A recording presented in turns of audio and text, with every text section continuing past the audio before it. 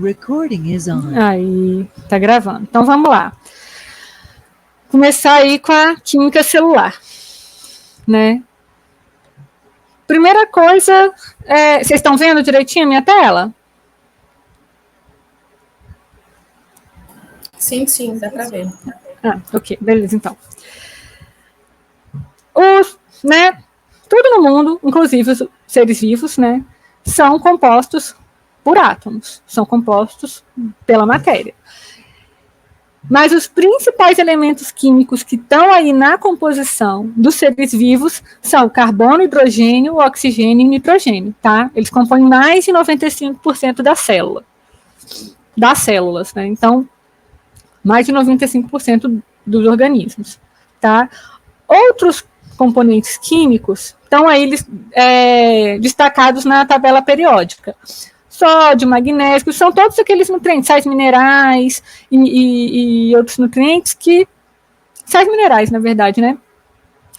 Que vão ou fazer parte de proteínas ou de outras moléculas, ou agir como um cofator de enzima, mas são essenciais para o funcionamento do organismo e estão presentes aqui na gente. Mas dá para ver que é uma parte bem pequena, né, comparado ao carbono, hidrogênio, oxigênio e nitrogênio, né?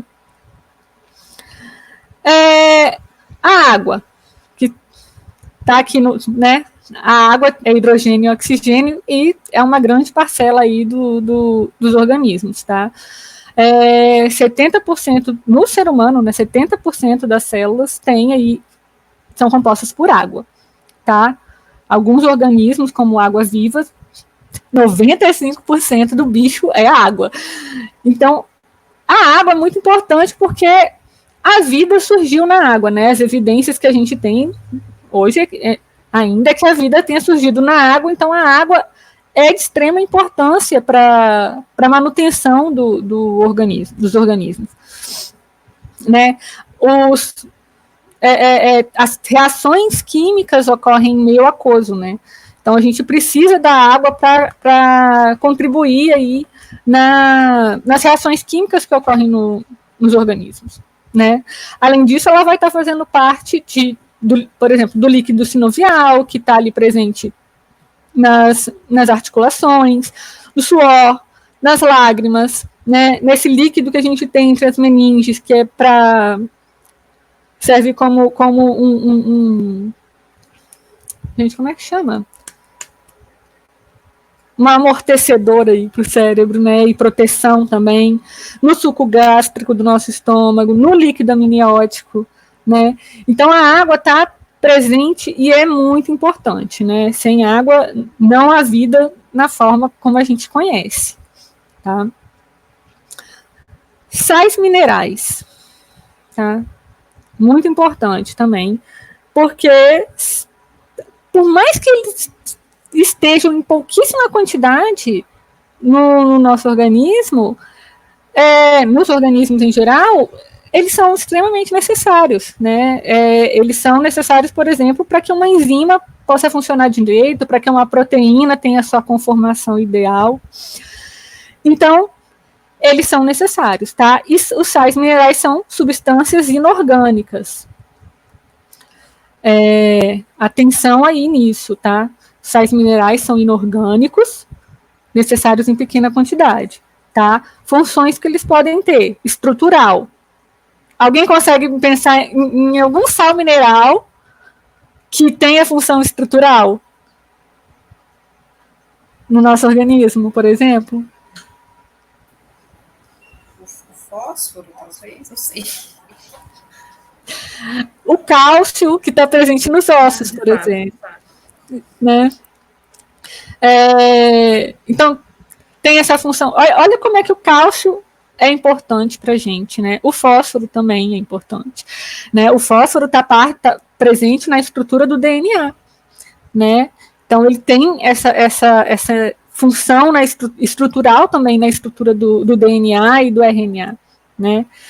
Funcionam como coenzimas, na regulação de pH do organismo, porque a manutenção do pH é essencial para o funcionamento das células, né? As enzimas, em diferentes partes do corpo, as enzimas, elas dependem, a gente vai ver daqui a pouco, elas dependem de um pH ideal, né? Por exemplo, o pH do nosso estômago do suco gástrico, né? Como tem ácido clorídrico ali, é um pH de mais ou menos 2, é um pH baixíssimo, é muito, muito ácido. E as enzimas que estão ali funcionam ali.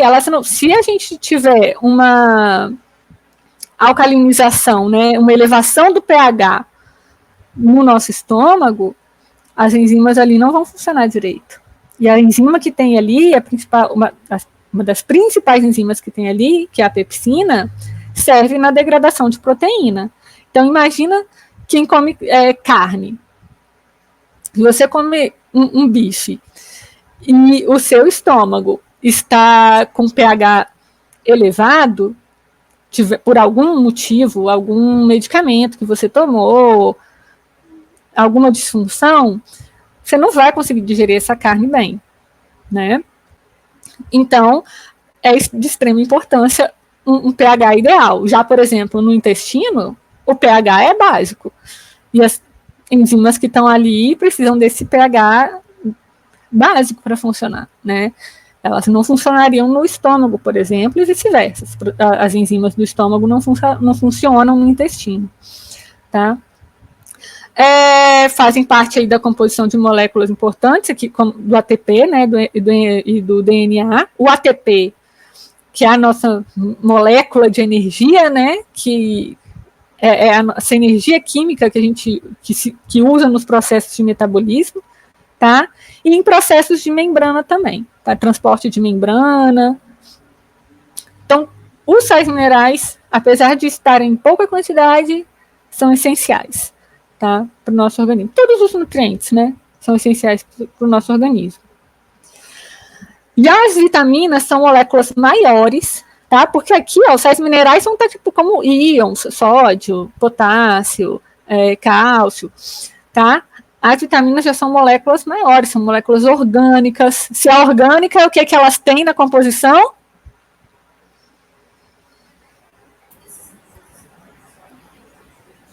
Carbono? Isso aí, carbono. Tá? Tudo que é orgânico tem carbono na composição. E aí elas são necessárias também para o funcionamento normal. A gente sabe, por exemplo, que deficiência de vitaminas podem causar doenças sérias, podem prejudicar a visão, né? Causar cegueira noturna, por exemplo, alguém que tem deficiência de vitamina A, deficiência de vitamina K pode causar hemorragias, porque ela é essencial no controle na cicatrização, né? Então, a vitamina K, a falta da vitamina K pode levar a hemorragias internas, por exemplo, né? E a gente vai ter 2 tipos, tá? As hidrossolúveis e as lipossolúveis. As hidrossolúveis são aquelas que são solúveis em água, que vão ser as vitaminas do complexo B e a vitamina C. E as lipossolúveis são as que são solúveis em gordura. Aí tá a vitamina A, a vitamina D, a vitamina E e a vitamina K, tá? Elas também agem como coenzimas.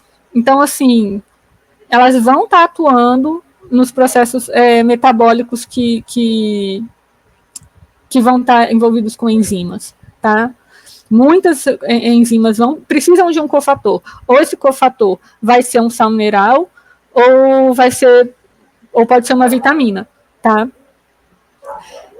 Podem ser precursoras de hormônios, tá? Tipo a vitamina D, por exemplo. A vitamina D, ela é uma precursora, por exemplo, de hormônios.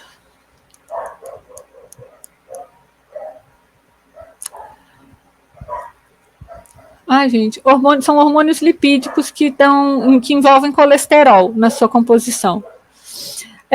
Pigmentos também.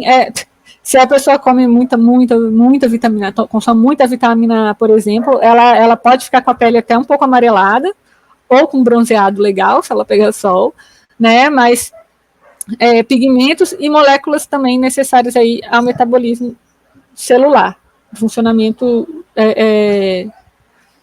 normal do metabolismo celular. Tá? Carboidratos, gente, é a nossa fonte principal de energia, né? Carboidrato é o quê? O nome já fala.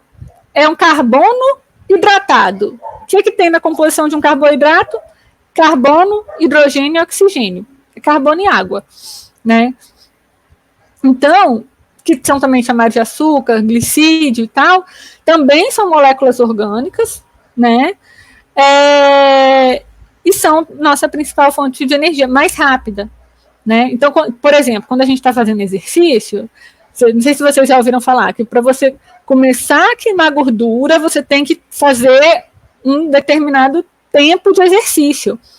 Tipo, se você fizer 10 minutos de exercício, você não vai queimar gordura, porque a primeira fonte de energia que vai ser utilizada vão ser os carboidratos, tá? Que vão estar armazenados no nosso fígado na forma de glicogênio.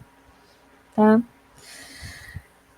Então, primeiro a gente queima esse glicogênio todo, que é a fonte rápida, porque ele corre mais rápido, chega nos lugares mais rápido, tá?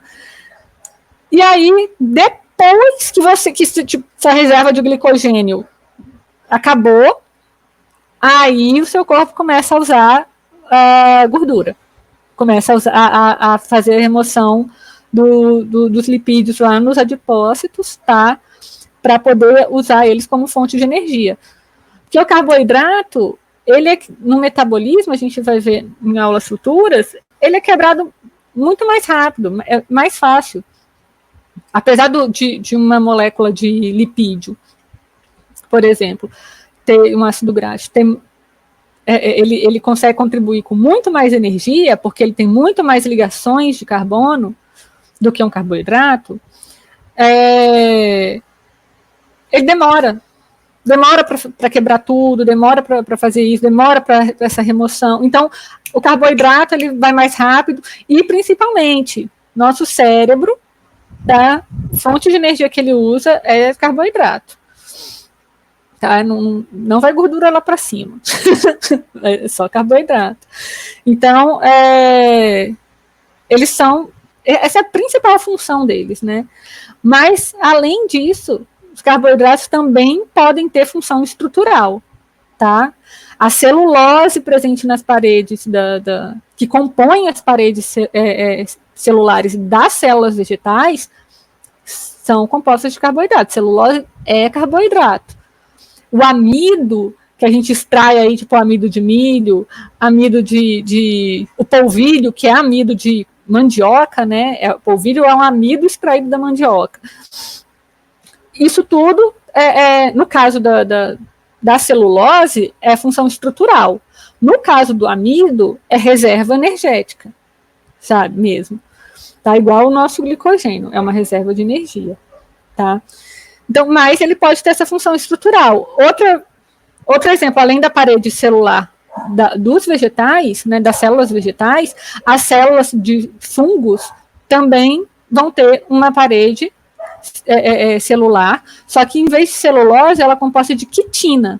A quitina também é um carboidrato, tá? É uma cadeia longa de carboidratos.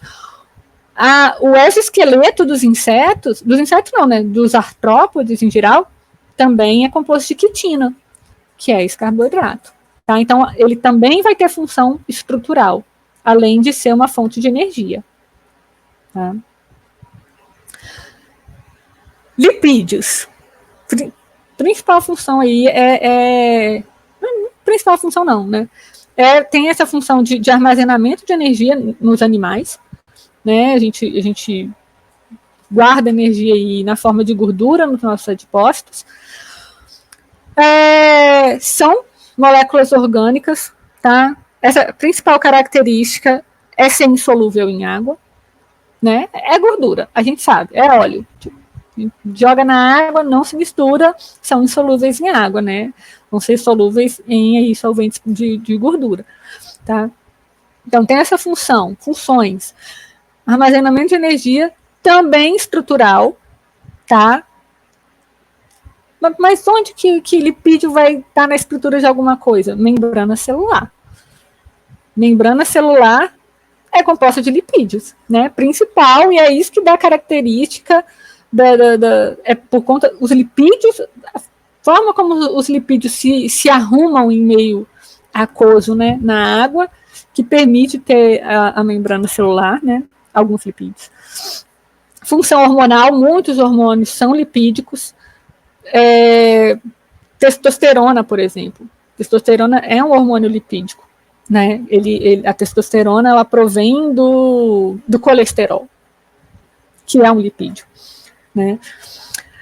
Isolamento térmico.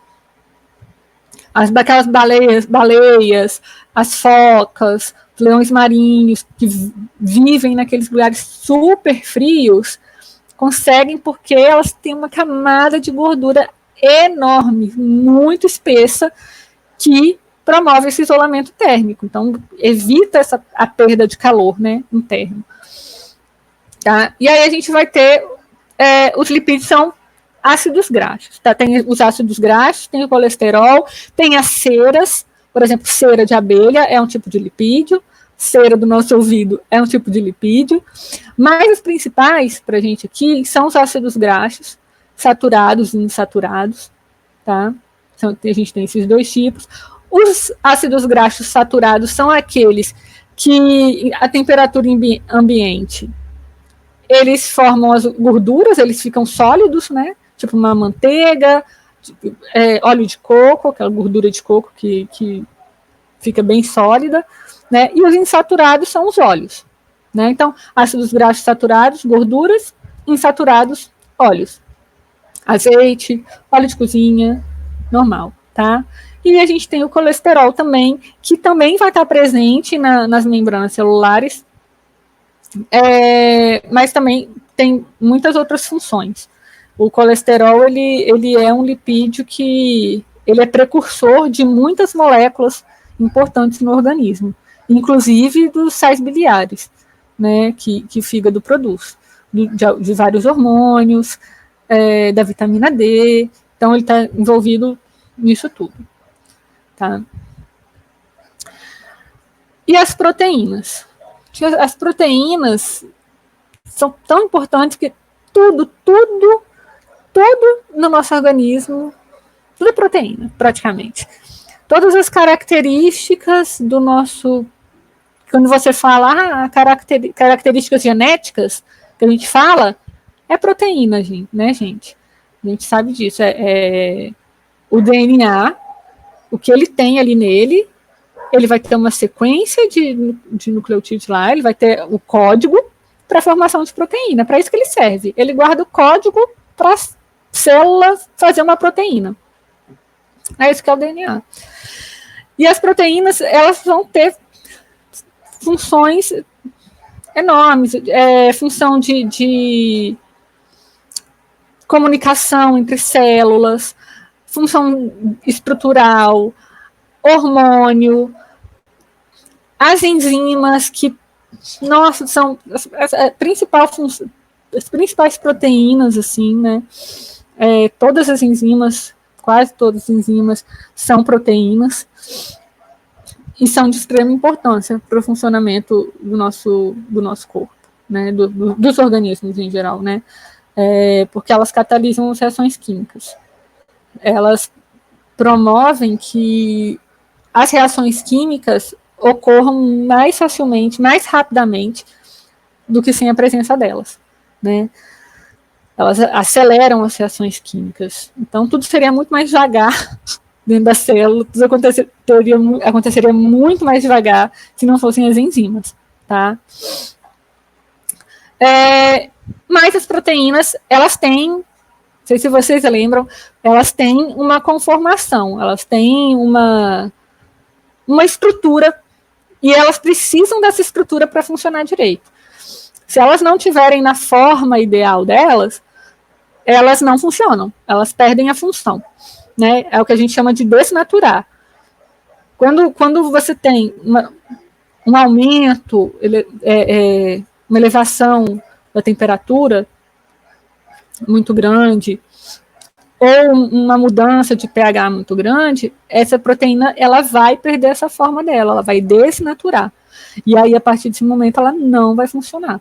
É por isso que como eu falei, as enzimas, tipo a pepsina, que ocorre lá no estômago, lá no suco gástrico, a partir do momento que o bolo alimentar sai do estômago e vai para o intestino, que é um ambiente básico, né, e que vai receber ali, logo que ele sai, ele está ácido, né, a gente vai ver isso quando eu for falar de corpo humano, mas ele recebe ali do pâncreas uma solução que vai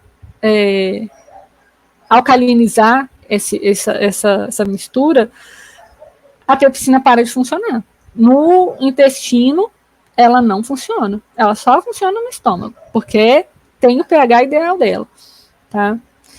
E aí, no proteínas, por exemplo, enzimas que ocorrem lá no intestino, se você colocar ela no meio ácido, elas também não vão funcionar.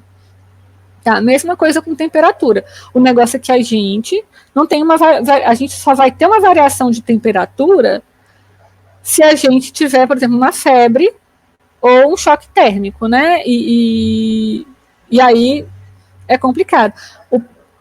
Quando a gente tem aquelas febres altas, um dos problemas é justamente as nossas proteínas começarem a perder a sua função, né? Porque a febre serve para quê? Qual um dos motivos aí, uma das funções da febre?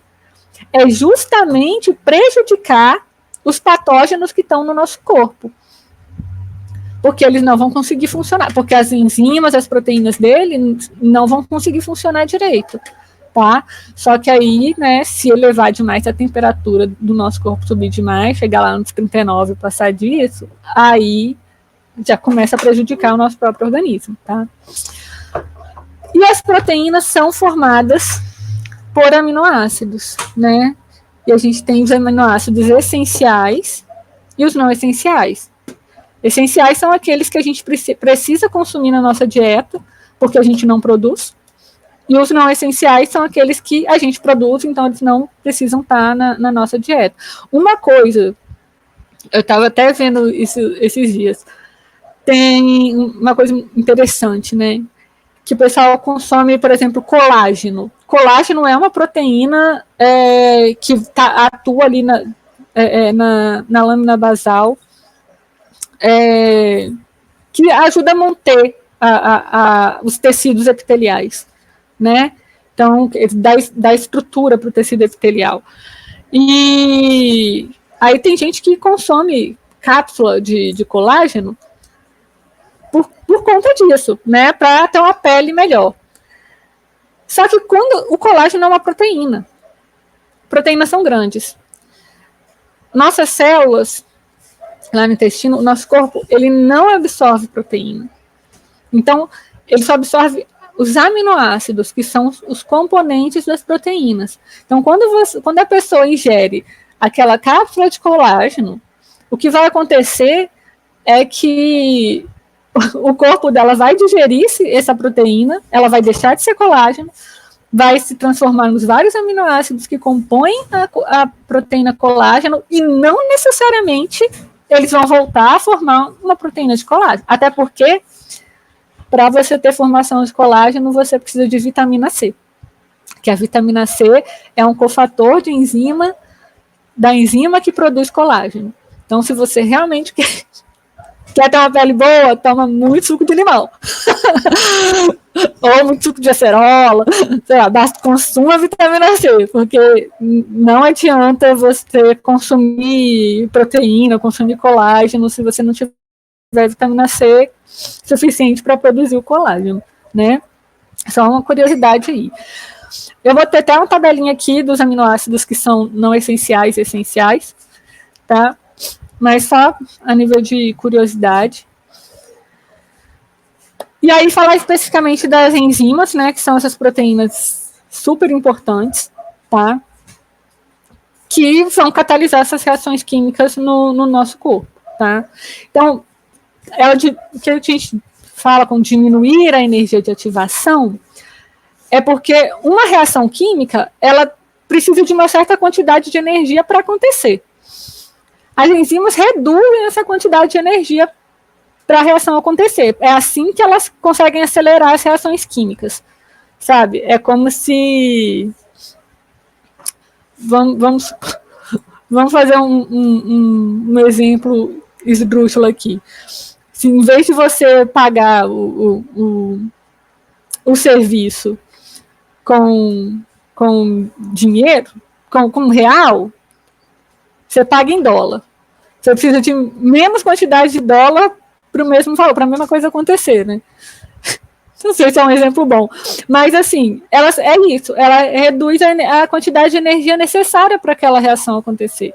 Então, se precisava, sei lá, de 100 calorias de energia para aquela reação acontecer, ela vai fazer essa reação acontecer com apenas 10 calorias de energia.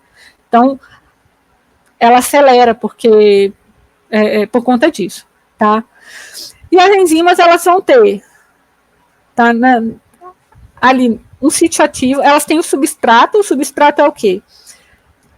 É a molécula que elas vão transformar, digamos assim, tá? O sítio ativo delas, que é onde esse substrato se liga, e depois o produto. O produto é o que a enzima forma. Então, ela pode fazer... Quais são as reações que ela faz? Ela pode ou juntar duas moléculas para formar uma molécula maior, ou ela pode quebrar uma molécula em partes menores, né? Então, essa molécula se liga à enzima, ela faz o que tem que fazer, ou juntar ou separar, tá? Vai se ligar no sítio ativo da enzima, e aí o que sai depois da enzima é o produto, tá? Para ela ter um bom funcionamento, ela vai precisar aí de cofatores e coenzimas, né? Que são os sais minerais e vitaminas, geralmente. Tá?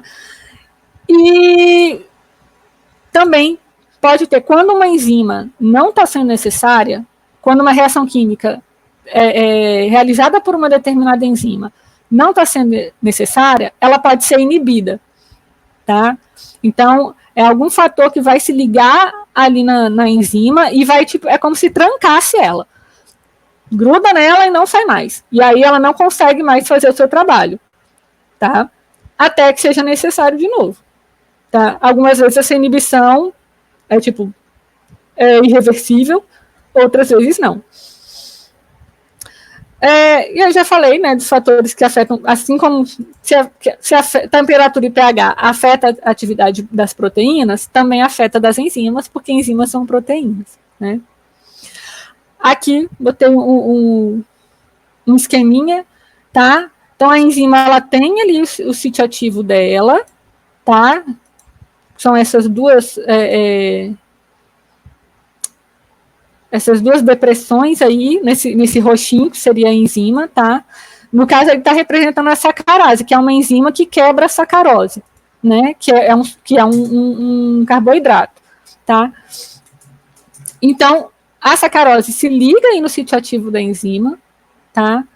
A reação vai acontecer, ela vai quebrar essa molécula, tá? Vai quebrar a sacarose nos seus componentes, que são a glicose e a frutose. Tá? A sacarose é um disacarídeo, que a gente chama. Ela é formada por 2 carboidratos, a glicose e a frutose, e a sacarose quebra esses 2. Tá? É assim que uma enzima funciona. Poderia, nas plantas, por exemplo, a gente tem uma enzima que vai fazer o contrário, né? Vai pegar glicose e frutose e vai unir as duas para formar a sacarose. Tá? Tá tranquilo até aqui, gente? Dúvidas?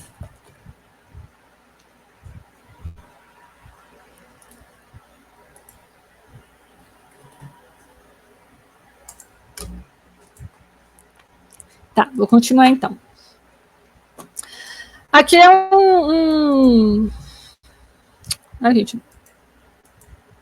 um esquema não, né? É um gráfico da temperatura ótima e pH ótimo para enzimas, né? Que é o que eu estava falando.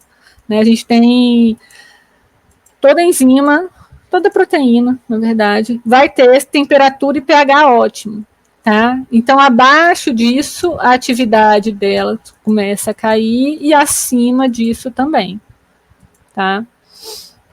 Então, nessa temperatura, o pH ótimo, é quando essas enzimas estão funcionando ali a todo vapor. Estão no máximo de funcionamento delas. Tá? Uma curiosidade. Tá? Isso eu tirei porque cai numa questão que eu vi das provas.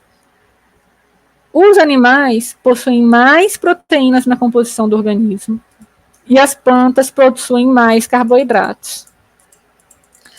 Alguém sabe me dizer por que, por exemplo, as plantas teriam mais carboidratos na sua composição química, na composição do seu organismo, do que proteínas?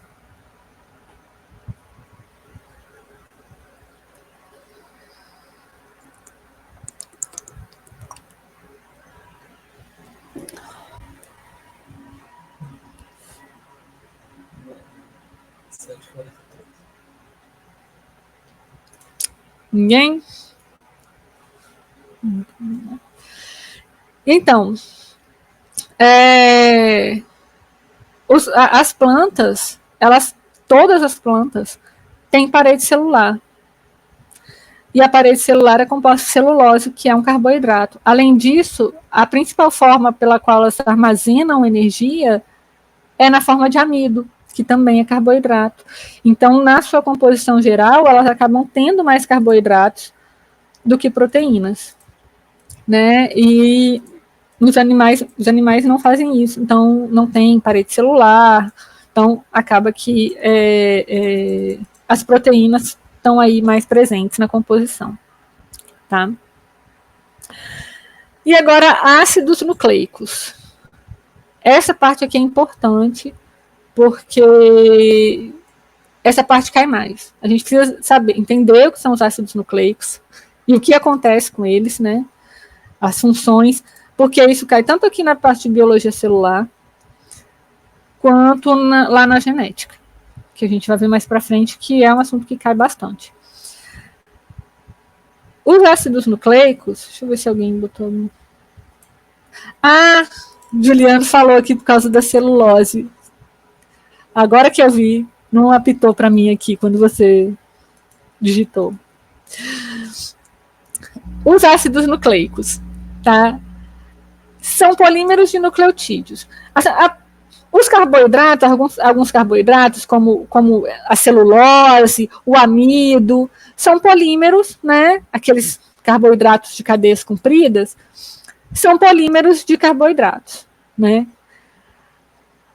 As proteínas são polímeros de aminoácidos. O que é polímero? É a junção, é uma cadeia de vários componentes do mesmo tipo, né? E os ácidos nucleicos são polímeros de nucleotídeos, eles são formados por nucleotídeos, tá? Então, a gente vai ter dois tipos de ácidos nucleicos, o DNA e o RNA, tá? Diferença entre eles, DNA, fita dupla, porque, assim, os ácidos, o que é um nucleotídeo? O nucleotídeo, ele é formado por um açúcar, né? Ou seja, um carboidrato, uma base nitrogenada e um grupo fosfato, tá? Isso que forma o nucleotídeo.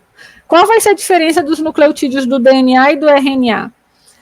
No DNA, o nucleotídeo é composto por um açúcar chamado desoxirribose e no RNA, esse açúcar é a ribose. E nas bases nitrogenadas, quase todas são iguais. Adenina, guanina, citosina, os dois têm. Mas o DNA vai ter timina e no lugar da timina o RNA tem a uracila, tá? Por conta dessas diferenças, o DNA, nos nucleotídeos, o DNA forma fita dupla e o RNA forma só fita simples, né? Botei aqui a estrutura para diferenciar, tá? RNA aí, fita simples, com as bases nitrogenadas que formam ele, tá? E o DNA, fita dupla, com as bases nitrogenadas que formam ele. Tá? Qual a importância do RNA? Né? Enquanto o DNA só fica lá no núcleo, o RNA, ele transita mais, né? Ele tem lá no núcleo e ele tem as suas funções, tem várias funções, né? E ele é uma interação do DNA com o resto da célula, né? É ele que está aí promovendo que o DNA cumpra seu papel, digamos assim. Tá? A gente vai ter alguns tipos de RNA. DNA a gente só tem, né, em cada célula a gente só tem um tipo de DNA. Agora o RNA a gente tem o RNA mensageiro, tá? Que é aquele que tem a mensagem, por isso o mensageiro, a informação para a gente poder sintetizar uma proteína. O RNA transportador, os nomes são ótimos, são bem esclarecedores, que transporta os aminoácidos lá para o ribossomo quando vai ocorrer a síntese de proteína. A gente vai ver o processo de síntese, tá? Os ribossomos, que são formados de RNA, tá? Eles são formados pelo RNA ribossômico, tá? E sintetizam a proteína a partir do RNA mensageiro e com a ajuda do RNA transportador, né? E existem outras moléculas menores de RNA, geralmente que ficam só no núcleo, tá? Que são ribozimas, que a gente chama. Que elas agem como enzimas, mas elas têm a mesma função de enzimas, de catalisar uma reação, só que em vez de ser proteína, é uma molécula de RNA, tá? O próprio ribossomo, por exemplo, ele é uma ribosima, porque ele catalisa a reação, né, de síntese da proteína. E ele é formado por RNA. Né? Então, como ocorre a síntese de proteínas? Tá? A gente tem duas etapas, dois passos principais. A transcrição, que vai ocorrer lá no núcleo da célula. Tá? Isso aqui, gente, claro, no caso de... Beleza, Juliana. No núcleo, no caso de uma célula eucariótica. Aqui a gente está vendo célula eucariótica. Está falando célula eucariótica. Porque as células procarióticas não possuem núcleo, né? Então, o DNA fica ali no citoplasma mesmo. Tá? E a tradução, que já vai ocorrer no citoplasma. Então, deixa eu botar mais diferenciado aqui, porque a gente vai ver essas diferenças das células. Mas na célula procariótica, como o DNA já está ali no citoplasma, geralmente, assim que ele vai sendo sintetizado, a tradução já vai ocorrendo. Tá? Então, é um processo que às vezes nas bactérias, né, vai ocorrendo tudo ao mesmo tempo.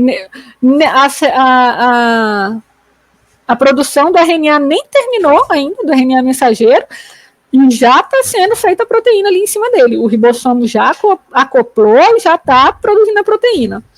Tá? Nas células eucarióticas, não. Você primeiro tem a transcrição lá no núcleo, depois o RNA mensageiro vai sair do núcleo, vai para o citoplasma e lá ocorre a tradução. Tá? O que são essas duas etapas? O que é transcrição? Transcrição é pegar a informação que está no DNA, tá? E formar uma molécula de RNA com essa informação. Então, você transcreve a informação de DNA para RNA. Tá? A tradução é justamente isso. A tradução é pegar essa informação que está no RNA, que é o RNA, vai ser o RNA mensageiro, tá? E traduzir isso para a forma de uma proteína. Tá? Como se fosse uma linguagem mesmo. Então, transcrição. Aí, vai ser de DNA para o RNA. Tá? Você tem várias proteínas que vão estar ali associadas, que vão se associar, são os fatores gerais de transcrição. Isso também não é importante. Mas são várias proteínas que se ligam no DNA para começar a promover a transcrição quando é necessário. Tá? Mas quem que é a principal aqui? É a RNA polimerase. Tá? É ela que vai produzir aí esse RNA mensageiro, esse início, né? Que a gente chama de pré-RNA mensageiro.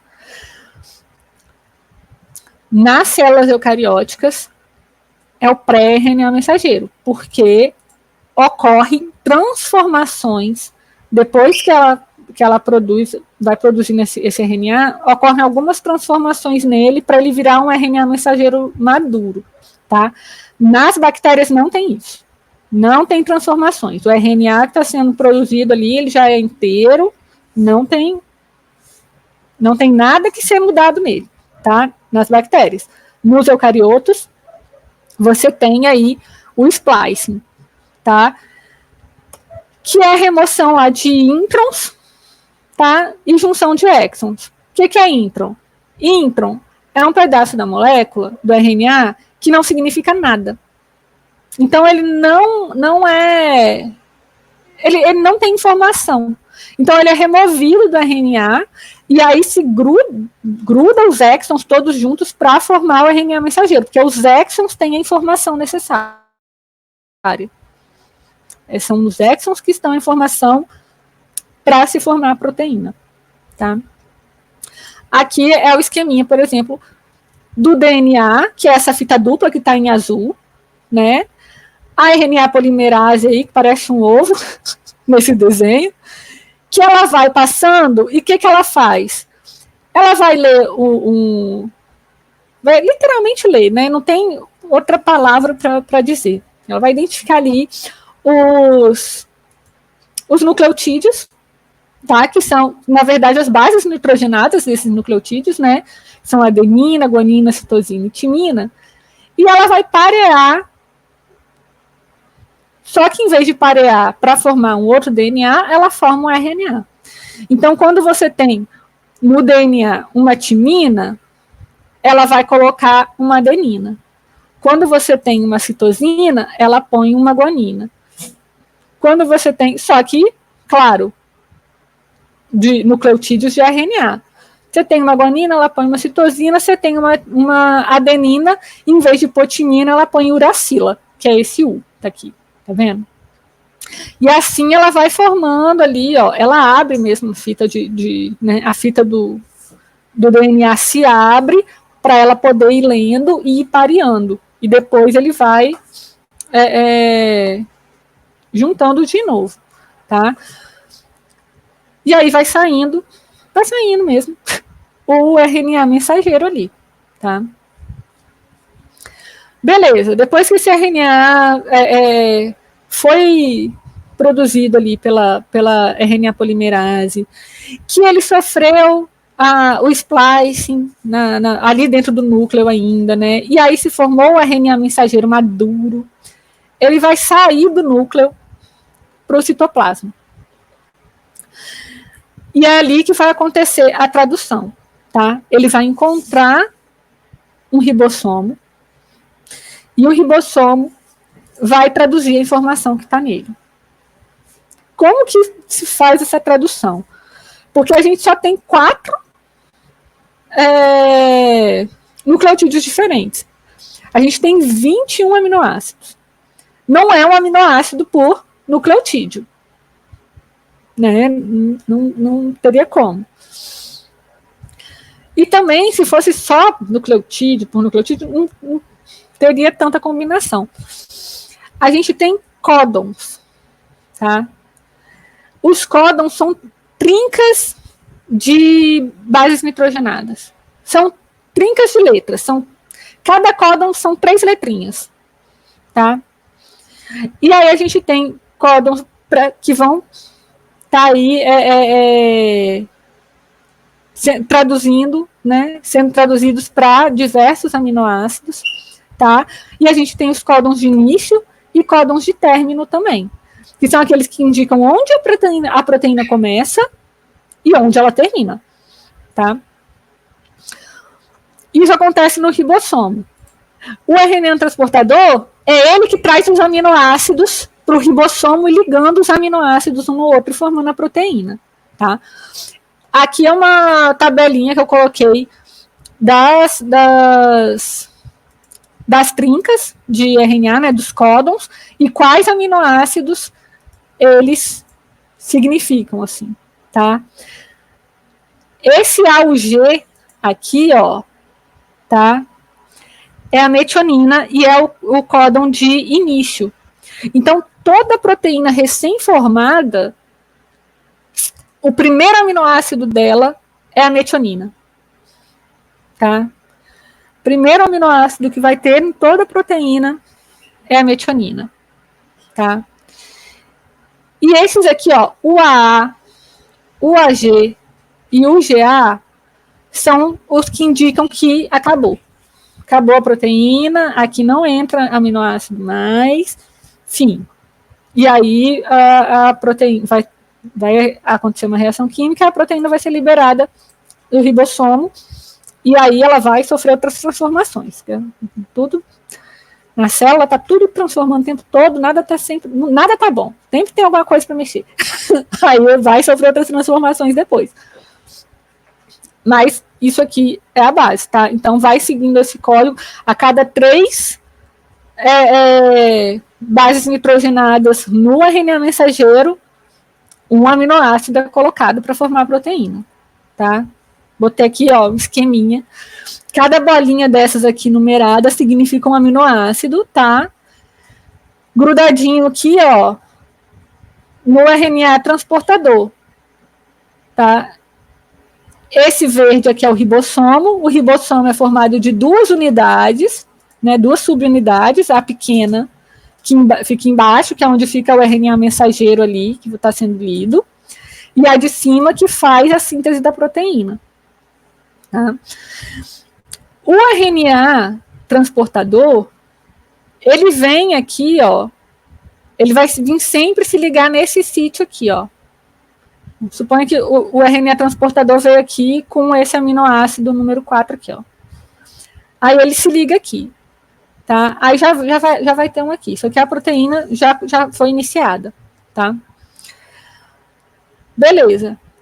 Vai sofrer reação aqui entre o 3 e o 4, tá vendo? Eles vão se ligar e o 3 vai desligar do RNA transportador. Depois disso, o RNA transportador se move. Ele anda 3 bases nitrogenadas para frente no RNA mensageiro, tá? Primeiro move a parte de cima, na subunidade maior, depois a subunidade menor. Quando a subunidade menor finalmente se move também para frente, o primeiro espacinho aqui, que é o sítio A, ele é liberado para chegar outro RNA transportador. E o RNA transportador que estava ali, que agora não tem aminoácido nenhum ligado, é liberado de volta para o citoplasma. E assim vai o ciclo até chegar num códon de parada, tá? E a proteína ser finalizada. Beleza? Alguma dúvida, gente, até aqui?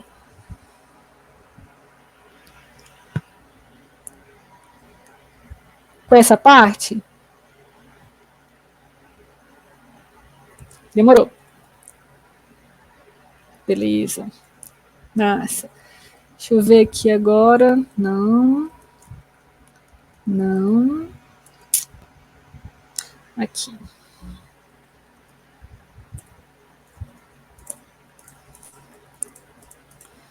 Vamos começar agora a visão geral da célula.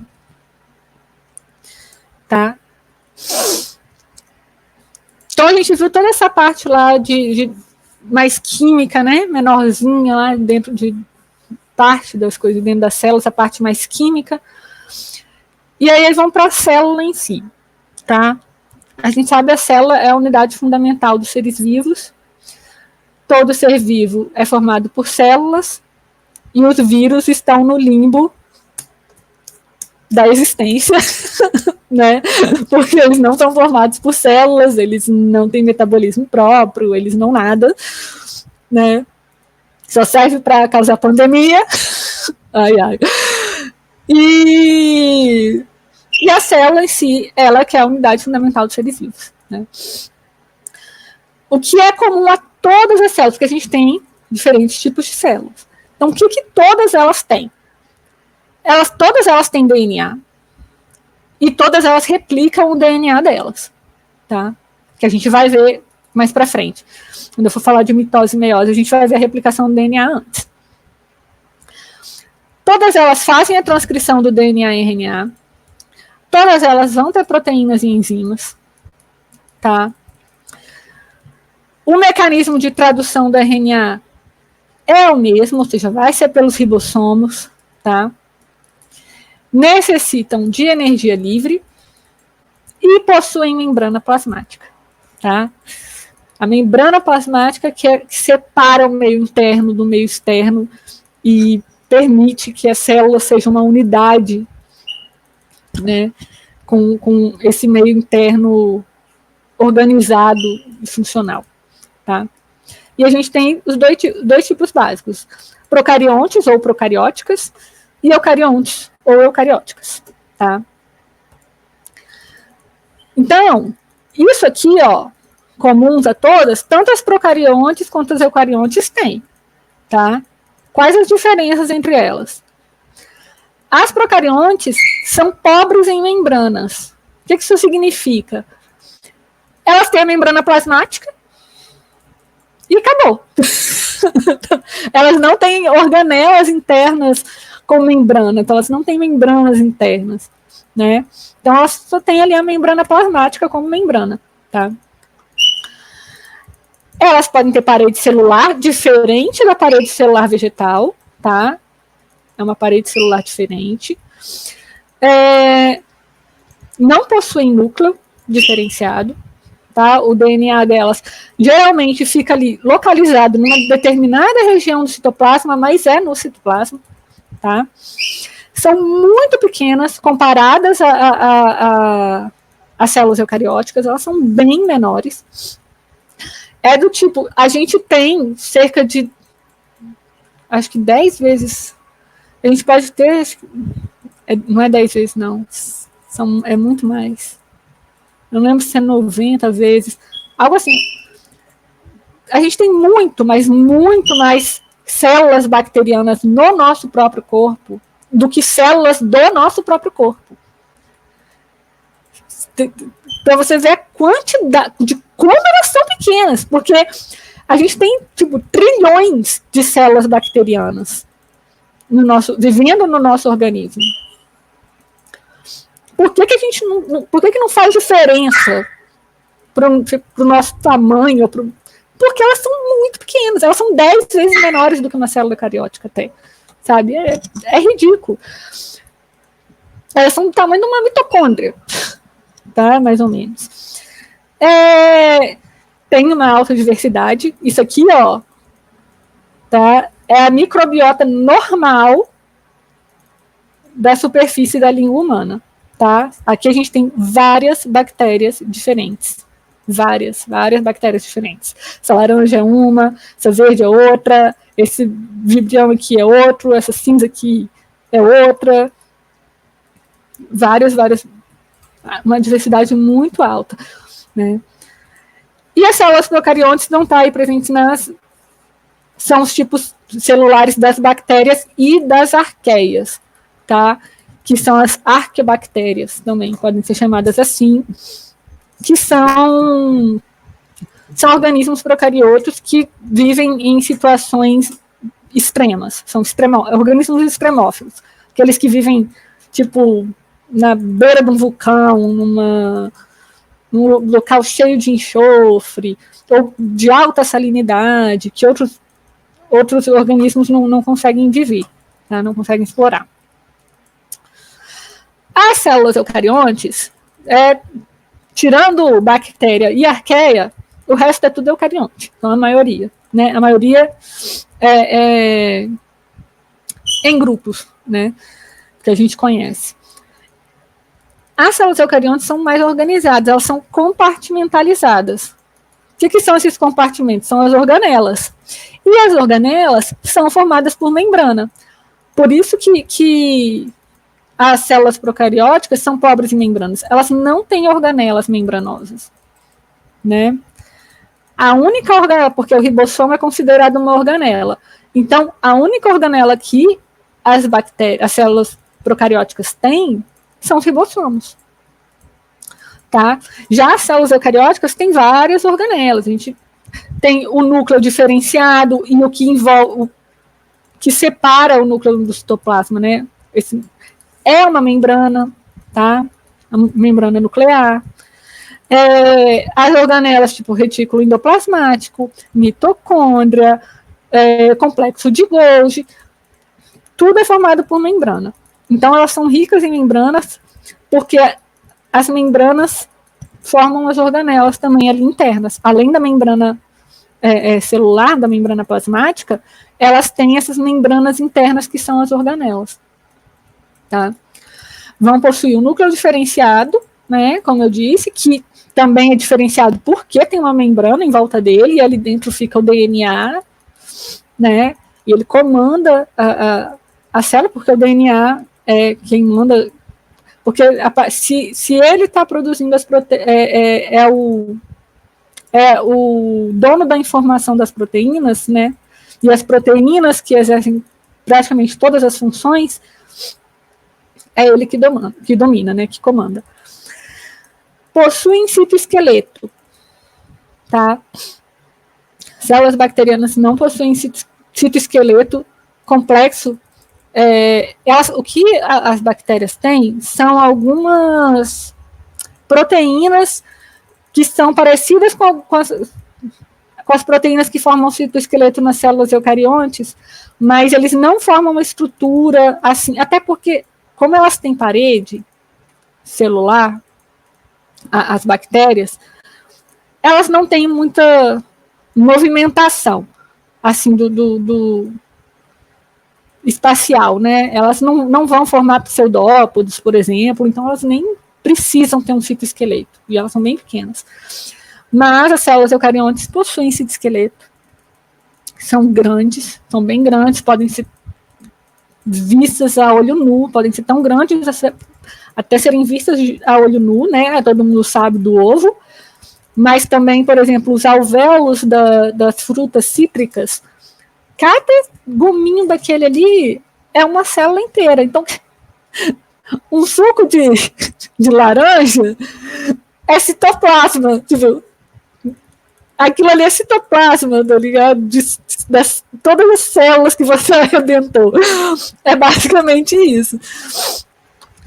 E estão presentes aí, né, nos protozoários, fungos, animais e vegetais. Então, não é bactéria e arqueia, tem célula eucariótica, tá?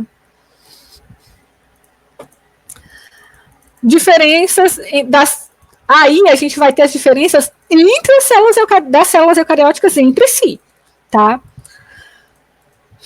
Os protistas. Protistas são organismos unicelulares, tá? E ali é uma bagunça, é um reino, né? O reino protista. Outro dia eu estava vendo o biólogo falando que que esse reino é tipo, tudo que a gente não sabe onde pôr, a gente põe lá. É unicelular e não sabe o que vai para protista, tá? Ali a gente tem organismos que fazem fotossíntese, organismos heterótrofos, organismos que são heterótrofos e também fazem fotossíntese se for necessário, né? Então, assim, na verdade, eles fazem fotossíntese e consomem alimentos, né? Por fagocitose se for necessário. Heterófitos na necessidade, na falta de luz. Tipo a euglena, né? Aqui estão todos os protozoários. Estão aqui nos protistas, né? São organismos unicelulares. Os fungos, né? Possuem a parede celular de quitina, como eu falei. Podem ser unicelulares ou pluricelulares, multicelulares, né? Um exemplo de fungo unicelular é a levedura, né? E de fungo pluricelular é um mofo ou um cogumelo, por exemplo. Animais não possuem parede celular, né? E os vegetais possuem parede celular de celulose, tá? Também vão ter vacúolo e cloroplastos, que as outras não têm. As outras sim, né? Alguns protistas podem ter, tipo a euglena. A euglena pode ter cloroplastos, né? Então, aqui, ó. Aqui, por exemplo, nessa parte aqui de cima, olha, gente, agora que eu vi que dá para... Ai, palhaçada, agora que eu vi que dá para desenhar. Ah, nossa, fala sério. Mas tá. Essa daqui é uma célula bacteriana, uma célula procariótica.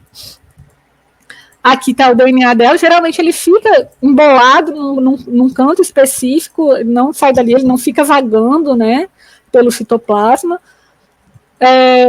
mas ele está em contato direto. E esses pontinhos todos aqui são os ribossomos, tá? Tem ali a parede celular dela, e alguns têm flagelo, outros não, alguns vão ter, a gente vai ver quando eu for falar de seres vivos, aí eu vou falar, alguns vão ter cílios, outros não. Varia bastante a estrutura das bactérias. Assim. Aqui é uma célula animal, tá? Isso é uma... Ai, gente, o nome estava aqui. Uma ameba, tipo uma ameba, tá? É uma ameba? Não, não é não. Que aqui tem a matriz extracelular, então é uma célula de tecido, tá? Aqui, ó, a gente tem o núcleo diferenciado, bonitinho, os centrossomos que vão atuar na divisão celular, mitocôndrias, tá, formadas de membrana também, complexo de Golgi, aqui em vermelhinho, formado por membrana,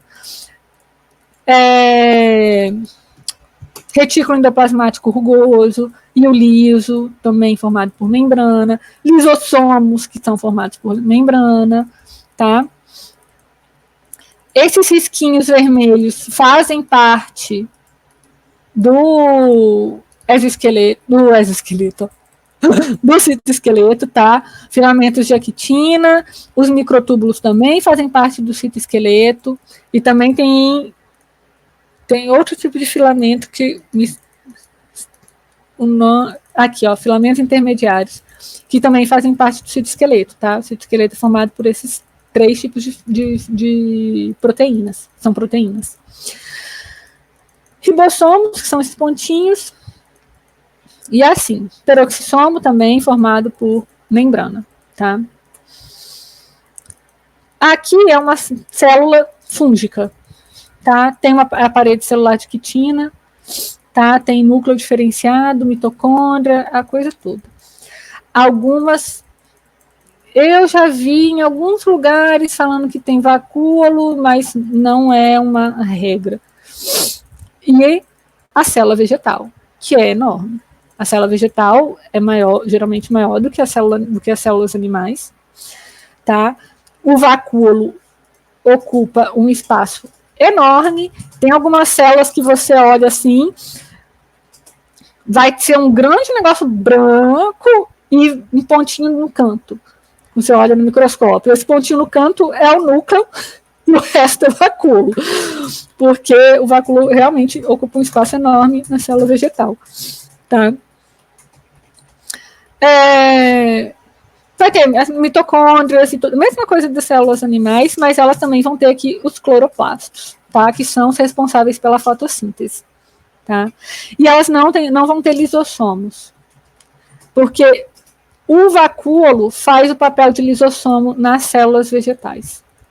Tá? Ele acaba fazendo esse papel aí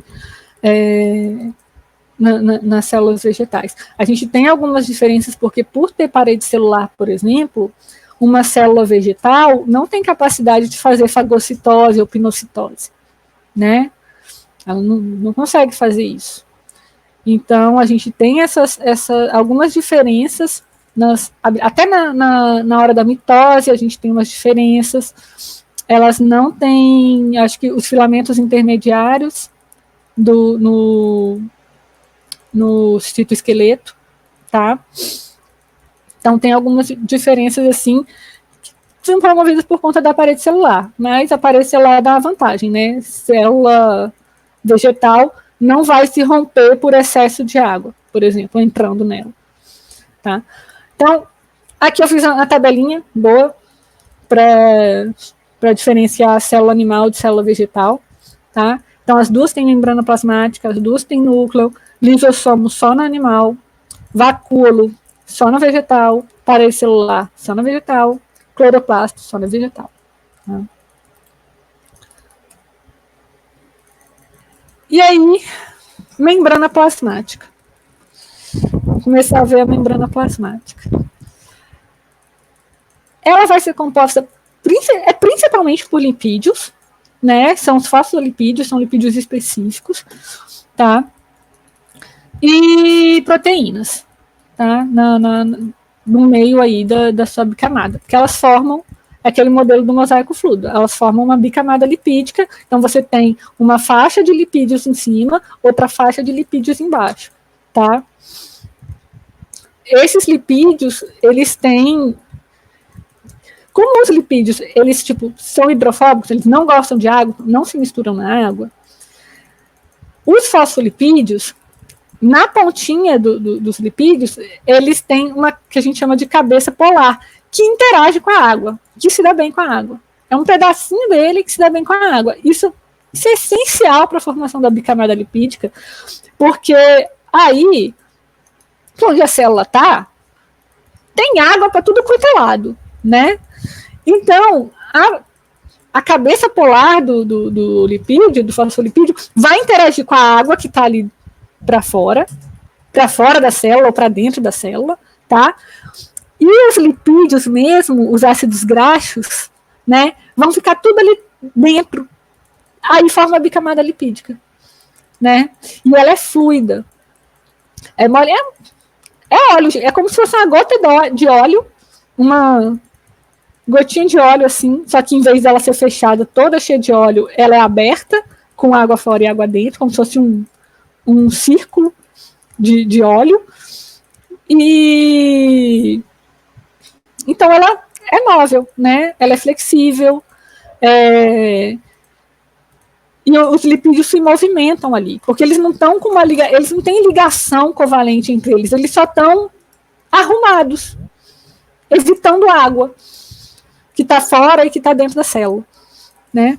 Então os lipídios ficam se mexendo ali. As proteínas que tem na membrana, porque aí a membrana tem várias proteínas, tá? Que vão ter várias funções, tanto função de transporte, função de reconhecimento, né?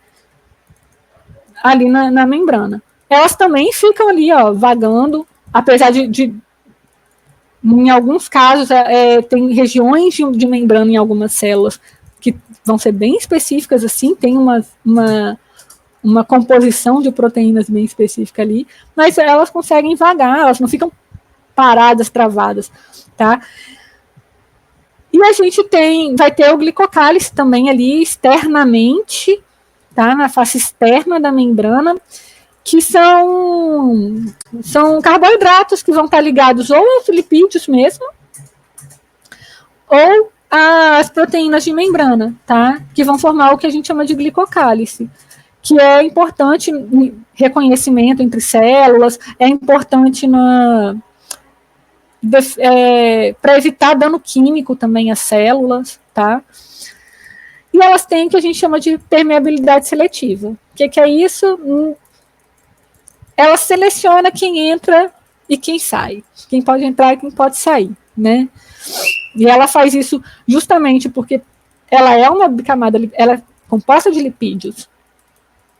Então, algo que não se mistura com lipídio não entra, não vai passar ali, né?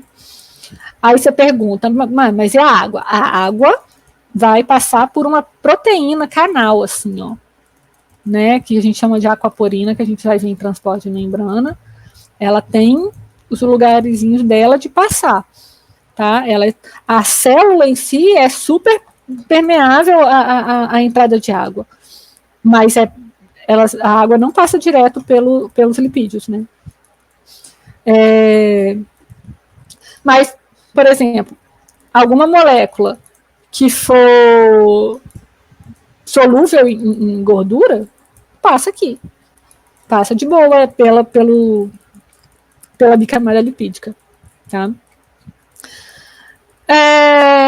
E aí as proteínas elas podem ser periféricas, que são aquelas que ficam só em uma metade da membrana, ou integrais, que são aquelas que atravessam a membrana toda. Tá bom? Aqui um outro esqueminha. Tá vendo? Esses amarelinhos aqui, ó, são colesterol. Eles também fazem parte da estrutura de membranas. Tá? São importantes também, inclusive na manutenção da flexibilidade aí da membrana. Tá? E as proteínas são essenciais também, principalmente na questão de reconhecimento e de transporte, tá? De membrana.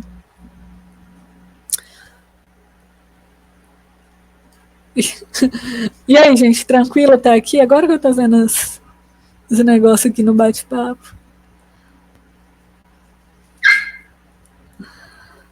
Tá? Tranquilo, gente? Até agora?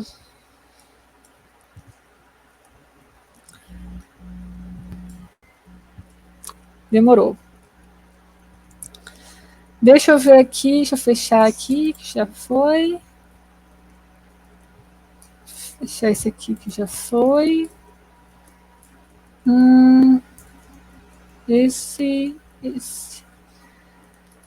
Eu vou primeiro passar esse daqui. São algumas questões que eu separei que tem a ver com o que a gente viu até agora. Tá? Para a gente responder. Deixar assim mesmo. E aí depois a gente pode entrar, se der tempo, acho que vai dar tempo ainda, de entrar em transporte de membrana. Vamos lá. São questões que eu tirei das provas da FCC. Tomar água.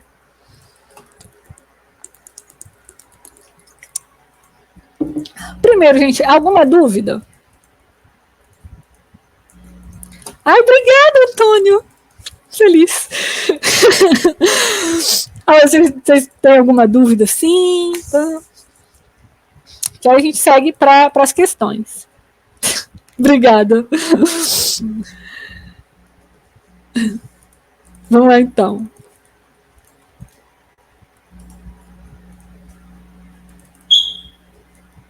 Beleza. Ó, com relação às questões, uma coisa que eu reparei é que tem umas questões bem pegadinha e tem umas questões que são bem mal formuladas. Assim.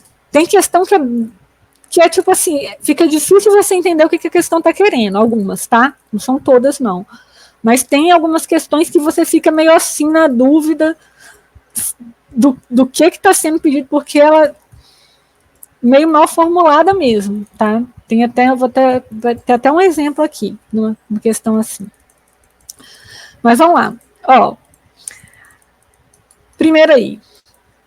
A tabela abaixo apresenta a organização comparada de células procarióticas e diferentes tipos de células eucarióticas.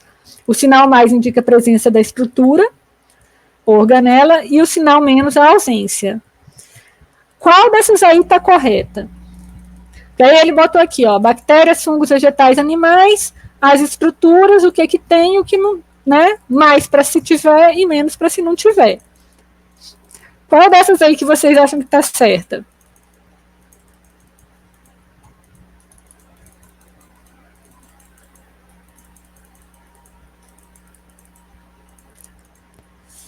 Estão conseguindo ver? Eu estou mudando de tela.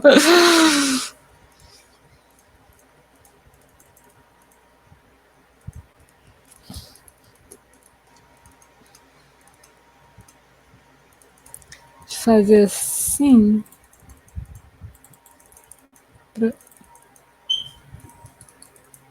Para eu poder ver aqui. Espera aí.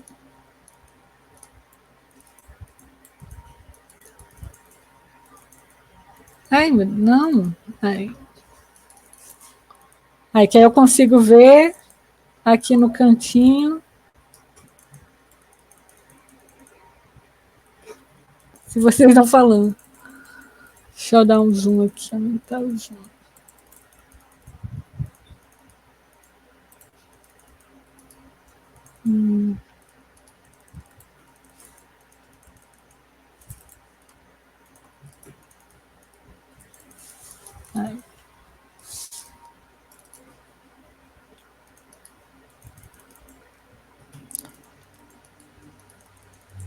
Ribossomos? Você acha, Juliana? Mitocôndrias.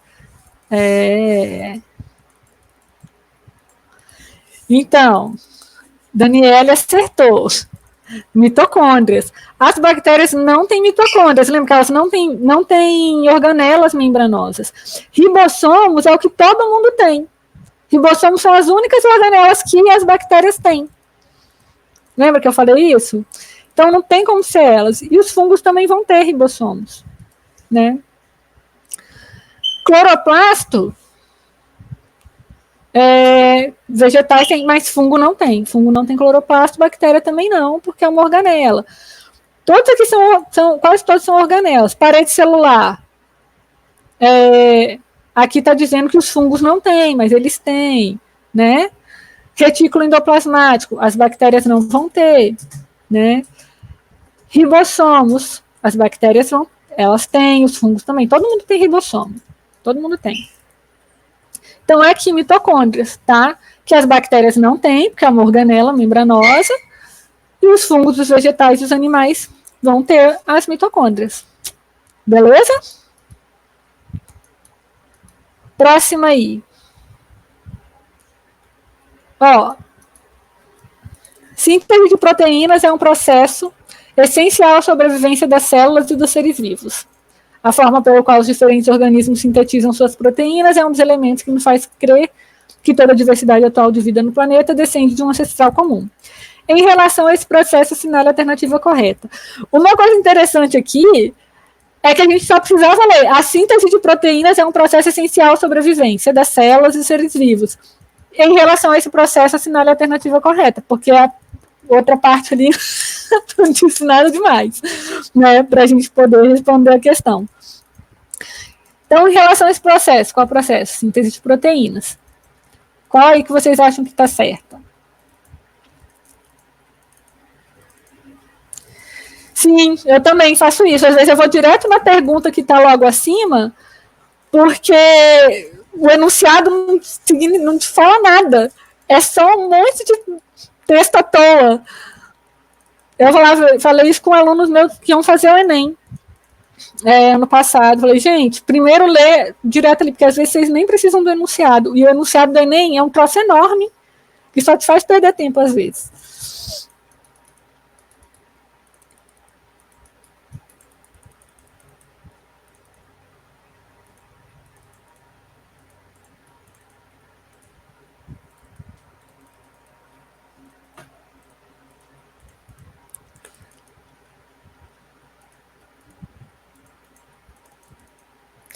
E aí, alguém tem alguma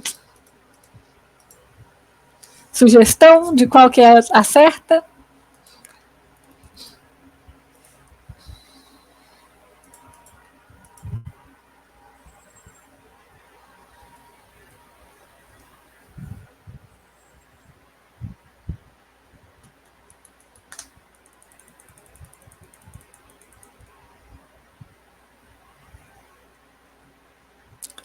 Isso aí, Daniele, letra A.